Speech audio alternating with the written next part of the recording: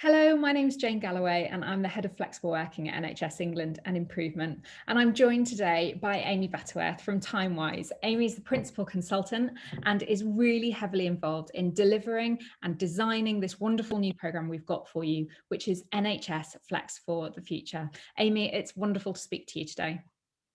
Thanks for having me. Really excited to be kicking off this programme. It is going to be wonderful. We wanted to use just a couple of minutes of your time to talk to you about the programme and helpfully outline what's expected of you, what you can expect to get in return, and what the next steps are if you want to apply for this programme. So Amy, first of all, what will organisations get out of being part of the programme? By signing up, you will be participating in a step-by-step programme, which is going to enable you to create your own local, tailored, flexible working action plan.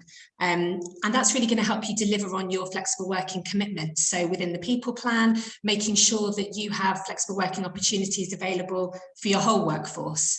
And the nature of that means that it's really tailored. So it doesn't matter whether you're right at the beginning of your flexible working journey or whether you feel like you've already got some good practices in place and you want to really deepen and expand those. The beauty of working for us at TimeWise, of working with NHS E&I on this, is that participants will get the benefit of expertise from both organisations within flexible working and also from one another. So you'll be part of a cohort if you sign up, and you'll be developing relationships with and drawing on the learning from other trusts, other NHS organisations. Yeah, that cohort approach is going to be so important, isn't it? And so good to learn from each other as we all go through this journey together, no matter where we're starting from. And what are we asking organisations to commit to in signing up to this programme? So the core of the programme is 6 virtual workshops, and they will all be at least 90 minutes long. Some of them may be slightly longer, maybe 2 hours. And so we'd be asking you to sign up to attend those. And what we recommend is that you don't try and do this as an individual within an organisation. You put together a project change team effectively. So again, we'd usually recommend at least 5 people and draw them from across your organisation. So don't just look within HR if that's where you sit. Make sure you've got a line manager in there, make sure you've got a clinician in there, so that you've got that diversity of perspective, and also so that you can really land your action plan within the organisation. So you need a project change team, and you probably within that change team as well, you need to identify a project lead. So between those 6 workshops that I mentioned, we will equip you with tools and templates to go away and do stuff and take action within your organisation, gather some baseline data, and start putting together an action plan, run a session with some leaders within your organisation. So you're committing not only to attending the programme scheduled sessions, but also doing that work in between. And that's where the project lead will really have responsibility for that, within your project group.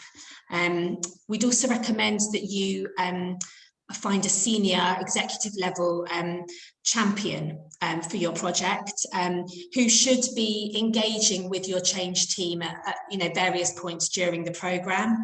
And then there's a couple of things. So I mentioned you might be gathering, or you will be gathering, some baseline data.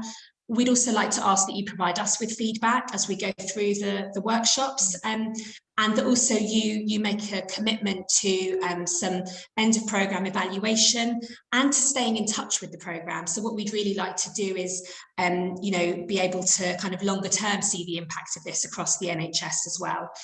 So not super onerous, and actually really at each stage you will be guided through what's happening for the next time, but you need to be aware of a level of commitment that's required to make it a success for you. Absolutely. Is it fair to say that you get back out of it what you put into it? Yeah, I think so. I think so. We can certainly provide you, as I said, with the tools and the techniques and the knowledge. You'll really develop your own technical knowledge. But the more time you have to devote to this, and the more engagement you can get and traction within your organisation, the better. Yeah, absolutely. So if you've got people who are working with you who are already flexible working champions, get them on board as well, because the more the merrier, I think, when it comes to embedding this approach. Yeah, definitely. Brilliant. So if people are liking what they're hearing, what do they do next? How can they apply, Amy? Well, I hope you do like what you've heard, and I hope you will apply. So have those conversations internally. So have a chat with some colleagues that you think are going to be supporters of this, and identify your senior level champion, as I mentioned. And then below this video, there's a link. So you can click on there and fill in a simple application form. And click below. And we look forward to working with you. We do indeed. Thank you so much. Amy and I hope to see you very much on the first module, which is kicking off at the end of September. Thanks so much for your time, Amy. Thank you.